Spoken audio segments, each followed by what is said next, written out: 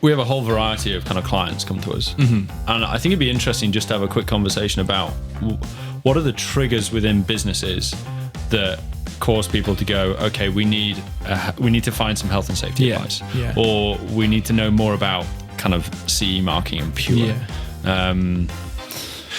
Well, it kind of depends. I mean, you've got your proactive and reactive reasons for getting someone in, haven't you? If you're on top of what you're doing and you can identify the risks, you're being proactive about things, then that's a good time, and it's the best time to get some advice.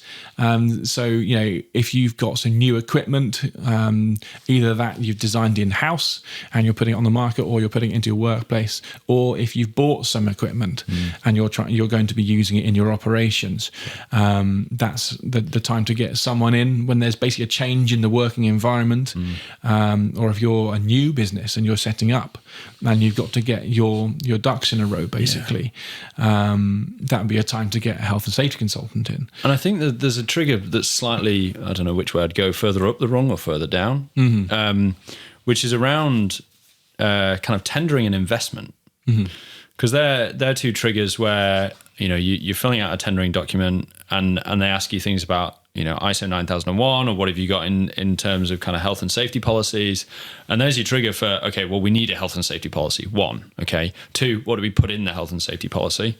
And that's just exposed me to understanding that I need to comply with a whole load of legislation which I didn't know much about previously.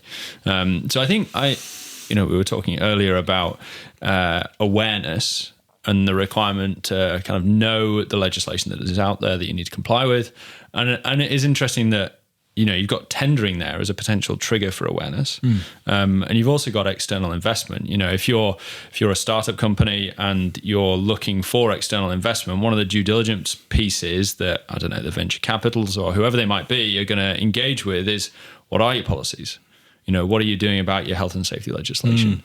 So, I mean, that's another interesting trigger, as well as your. So I suppose, is that, I don't know which category that falls into. It kind of falls into proactive and reactive, really, doesn't it? You could be reacting because someone is asking you for this information, but you could be proactive. You could preempt that they're going to. If you know that something's on the horizon. So it's kind of both. And then I mean, I've been in businesses where, they have been aware that at some point they want to sell or they want to get investment or whatever it might be, and they know that the culture is important, and to try and do this all at the end is probably impossible. So how do we ingrain health and safety, or there's a whole load of other ones in there as well, but how do we ingrain health and safety and get good practices and recording in place so that as we grow, this is going to scale, and we've got something. Even at the end, you can say we've had a health and safety policy in place for this many years, and we've been recording consistently for this many years. We can document kind of near misses, accidents waiting to happen, whatever they might be, and that creates a good foundation for, one, the culture, but also you've got some substance there to say we take health and safety seriously. Absolutely. There's a lot of value associated with getting this sort of support and advice. And that's definitely one of them. Yes, for sure. Just being able to say, you've got that work in place, those measures in place. You're taking it seriously. Yes, for sure. So that's the proactive element of things. The reactive side of things would be, well, the obvious one is if you've had an accident or an incident. Normally it's the more serious ones that are the wake up call. But unfortunately, that's the reason.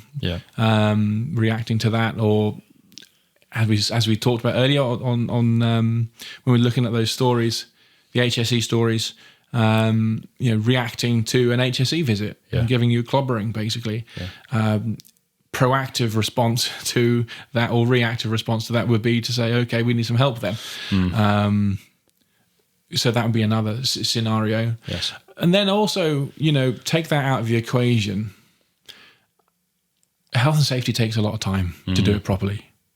So you could have all the intention in the world and know what you need to do, but you're just too busy to do a good job of it. It's no use having a safety policy in place or a risk assessment if it's garbage.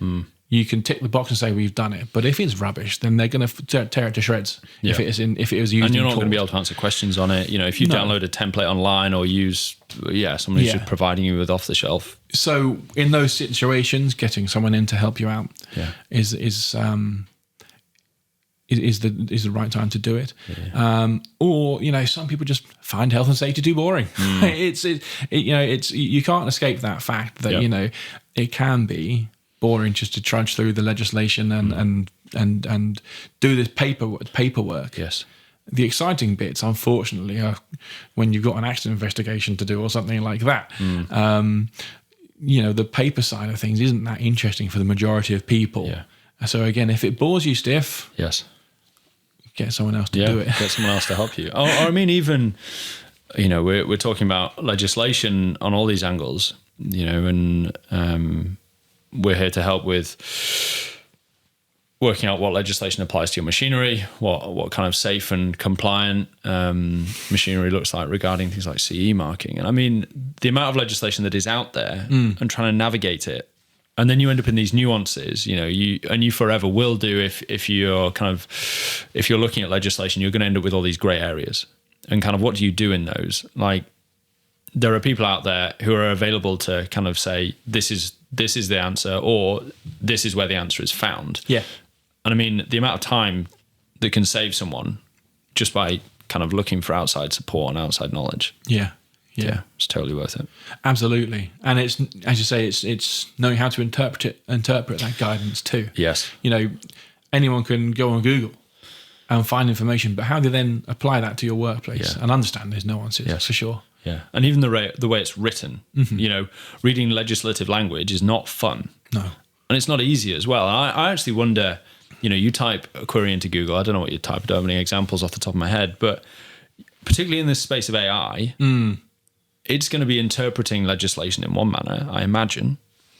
And it's potentially going to present you, AI is an interesting topic in and of itself, but we're all aware at this present moment that it's not always going to give you the correct answer. You need to know what you're looking at in order to kind of determine whether this is a suitable approach, a suitable answer or not. And particularly if you were to ask, say, AI to present a piece of legislative language in more accessible language, it's gonna interpret it itself. It's going to get something wrong. Well, at some point it's definitely going to get something wrong, but is it? Yeah, it's just interesting. Yeah. I wasn't expecting to talk about AI in this conversation, but yeah, you're right. Yeah. I guess people are becoming more aware of AI and more happy to start using it. But as you say, you've got to know what those limitations are. Yeah. For sure. It's not a perfect beast. And it's actually not that clever. People think it is because it does stuff which is all it's a shiny. fancy search engine. Yeah, but that's basically it. Yeah. I guess the takeaway from that is you shouldn't be too reliant on AI. Yeah, get someone to check it. Yeah, basically. I think we should at some point probably do a podcast on AI and love to health and safety. I think that'd be an interesting one. Yeah, absolutely.